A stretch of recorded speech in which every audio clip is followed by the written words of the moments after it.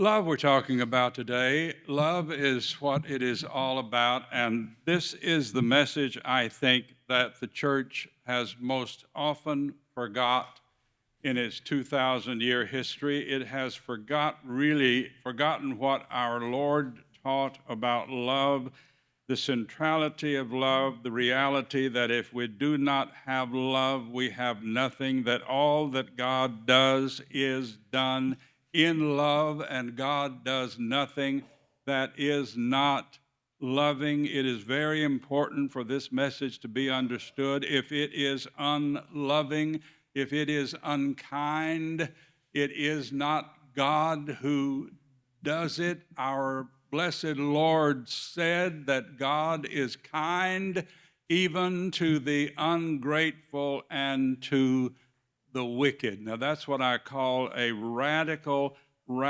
statement, and I want us to remember that our Lord faced continual opposition from people around him because of the gospel which he proclaimed and because of the way in which he lived. And we begin with one of those times of criticism. This is from it is from the Gospel of Luke, the 5th chapter, the 33rd verse, and here is that story. The folks gathered around him, the scribes and the Pharisees, said to him, John's disciples often fast and they pray, and so the disciples of the Pharisees, but you and your disciples go on eating and drinking. In other words, it looks like you're having a party. And these other guys are kind of very serious and very ascetic, and they have withdrawn from the world. But that's not what you guys are doing. Jesus answered, well, can you make the friends of the bridegroom fast while he is with them? The time will come when the bridegroom will be taken from them, and in those days they will fast. The time will come when I am no longer here physically with these disciples, and then they will fast. Then they will show sorrow, then they will weep, and then they will mourn. But for now, the bridegroom is with them. I am with them, and we are celebrating. And then he shared with them an extremely important parable that the church generally ignores. This is among the most ignored of our Lord's teaching, because the truth of the matter is the church has held on so much of the old that came before Jesus and has thrown away so much of the new that he brought with him, that the church frequently in its teachings does not come up to the level of love for all humanity which our Lord proclaimed. He told them this parable.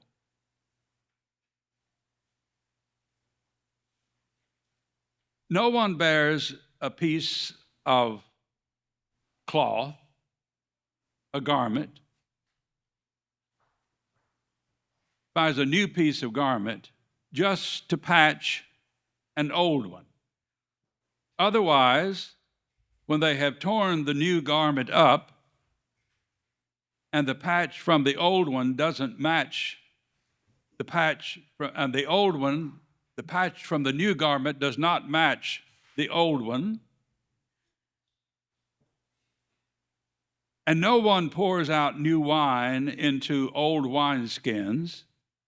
Otherwise, the new wine will burst the skins, and the wine will run out, and the wineskin itself will be ruined. No, new wine must be poured into new wineskins. And no one, while drinking old wine, wants the new, for they say the old is better. That may be true of wine, but it is not true of what our Lord was teaching people. I have an old shirt at home. I meant to bring it today. It hangs in my closet along with all of the rest of my shirts. I keep it because it was my favorite shirt when I was in high school. This is a 75-year-old shirt. I will never wear this shirt again. Not because it's not in good condition, it's in pretty good shape, but I'm not in the same shape that I was in high school. I could barely get it over one arm. Why is it still hanging in my closet? Because I have memories of that shirt. I have a picture of me from high school taken with me in that very shirt.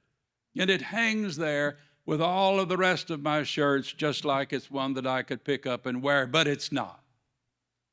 Jesus says, listen, you've got an old coat and it's got a hole in it. You don't go out and buy a new piece of cloth or a new coat and cut a hole in that new coat and put that patch in the old coat, because you're going to ruin both the old coat, which is going to look funny, and the new coat's going to have a hole in it. He says you don't do that. And what the church, to a very great extent, has done, it is taking the teachings of our Lord, and it has taken all of those teachings that came before it, and it has simply used his teaching to fill the holes in the old teaching. And you've still got the old teachings there along with his new teaching. And his new teaching is a new understanding of love. It is a new understanding of love. Okay? It was so new that I'm not sure anybody before him ever expressed this understanding of love. The Hebrew people knew what love was.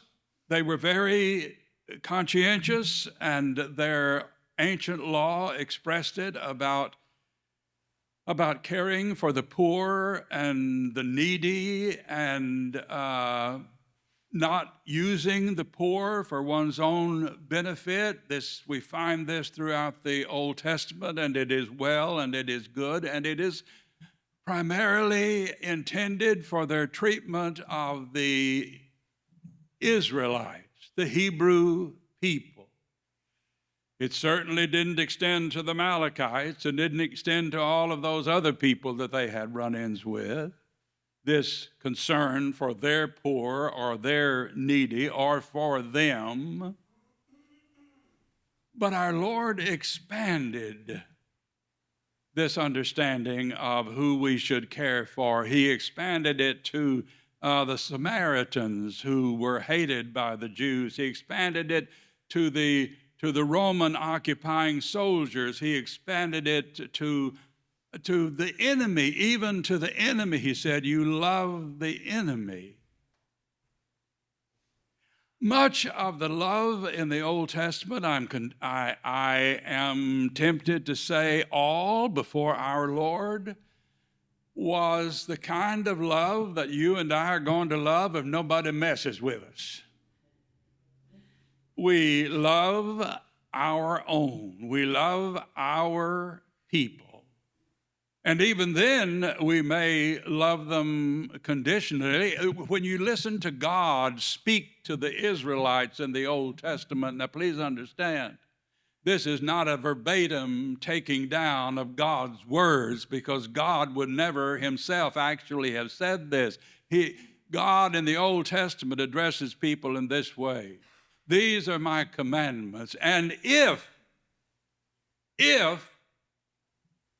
you keep my commandments and abide by my rules, if you do that, then I will bless you and I will multiply you upon this land. There is in all of the ancient Hebrew writings, I think, not one instance where God says to them, whatever you do, however you are, under every circumstance, whether you are, as Jesus said, grateful or wicked, I will love you. Now, we know there's that whole thing about the long-suffering God of the Old Testament who never abandoned the Hebrew people even though they abandoned him. But the love that Jesus talked about, which was, here comes the word, here's the big difference, unconditional. Unconditional, meaning there was no condition under which God would cease to love them, or you, or me. That is not something that was expressed anywhere that I know of before Jesus Christ. Not the Greek philosophers, Plato and Aristotle and Socrates, not the Romans, Epicurus and all of those guys. Nobody until Jesus said God expects you to love unconditionally, to the point where if somebody hurts you, you do not hurt them back. Now, he's not saying let somebody come in and kill your whole family. No, our Lord is reasonable. Some people say this is an unreasonable ethic. It is not unreasonable. It is the only kind of love that has any real saving power, which is love that is unconditional. I have someone that writes me every time one of those little things appears in the paper. And bless his heart, he has written to me for 15 years, once a week. And one thing he tells me over and over is that God's love is not unconditional. I don't know what kind of Bible he has, but it ain't the same one that I read if he says that. Because that's what our Lord said. Because he's looking at a lot of those Old Testament scriptures. He says God's love is not unconditional. He says God offers us love, offers us the chance for love, but if we don't accept it, he doesn't love us. Now, can you imagine a parent doing that? Listen, kiddo, I'm going to give you the chance for me to love you. You walk the straight and narrow. You do what I want you to do, and I will then love you. But if you don't, I will not love you. Can you imagine our Lord supporting anything like that? That's conditional love. The choir just sang, "Oh, love that will not let us go." No matter how far off we are or how far down we fall, a love that will not let us go. I like in my lower moments. Now you may say, well, preacher, you're a preacher. Why do you have any lower moments? You may not know this, but preachers are human too. Never thought about that, did you? Yes, in my lower moments, it does me good to think that in this moment now, when I am feeling negatively down, that in that moment I am loved by God. I'm loved by the one that made me. I'm loved by the one who owns my life. That hymn said, I give thee back the life I owe, the life I got from you. I am loved by the one who has the power to lift me and restore me. I am loved. Love is what it's all about. I heard one of those near-death experiences the other day, and it was a woman who, when she was an 11-year-old child, had fallen backwards she was falling forward, but she thought she could catch herself and correct it. So what she did is, as she was falling forward, she managed to throw herself back, and that succeeded only in making her fall backwards. And when she fell backwards, she hit her head on a rock, and boom. The moment she hit her head on a rock, she was out of it. I mean, she was really out of it. She looked back, and there she was on the ground, although she wasn't sure who that was. But it was her, and she was in some other place, and the person who met her was our Lord. Now, for those who, I speak to the rest of the world, for those who don't believe in him and who he is, what in the world is the guy doing there when this happens to her? What is he doing in all of these experiences that people have? If he's not the one we believe him to be. Well, anyway, there was Jesus. And they had an extended conversation. Now, this may seem far-fetched to you, but we have too many records of it to know that it happens. There are people who, when they are out of this body, as Paul said, to be out of this body is to be present with him. And she was present with him, and she had a conversation with him. And this is part of it.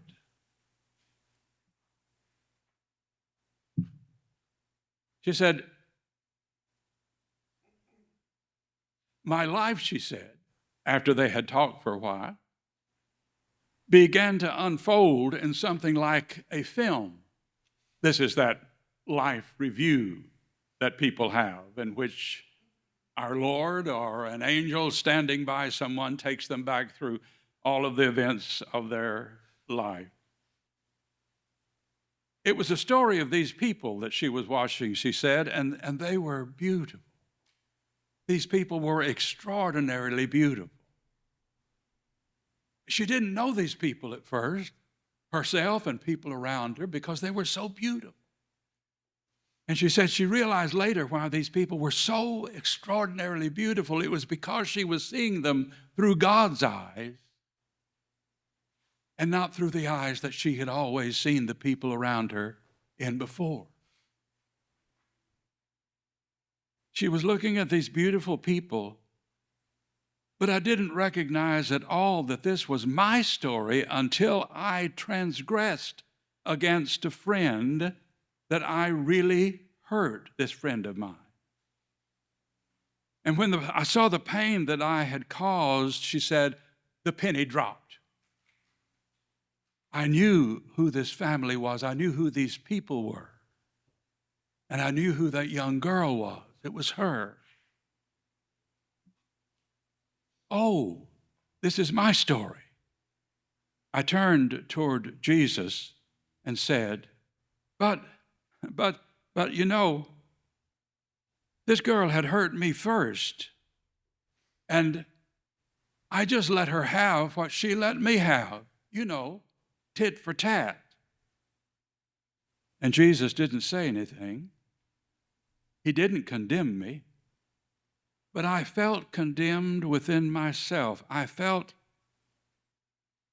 knew that I had done wrong, so I said to him, what's life all about? Now, this is interesting. She is asking this one whom we think of as that one who lived 2,000 years ago and walked this earth and gave his teachings. But now, this woman in our time as a child is going to ask him, how do I live? If I don't live the way I have been living, how do I live? And he's going to give the same answer that he has always given when he was here on this earth, and the answer that he always gives. It's summarized in those two commandments. Love the Lord your God with all your heart and soul and mind and strength, and love your neighbor as yourself. We say this is a summary of all of the Old Testament law. It's not a summary of the Old Testament law. You know, one of the things the Old Testament law says, if somebody becomes before the altar and they've got a bad knee, or they can't see very well, or they've got some infirmity, don't you let those people near the altar, because God has not blessed them. They're not the kind of people you want at the altar. Well, that doesn't appear in the Lord's summary. His two-statement word about the law is not a summary of the law. It's a whole new thing. Love the Lord your God with all your heart and mind and strength. Love. And he said the second one was just the same as the first, just the same. It's like the first. He said, love your neighbor as you love yourself. And she has just asked, I don't understand. How do I live?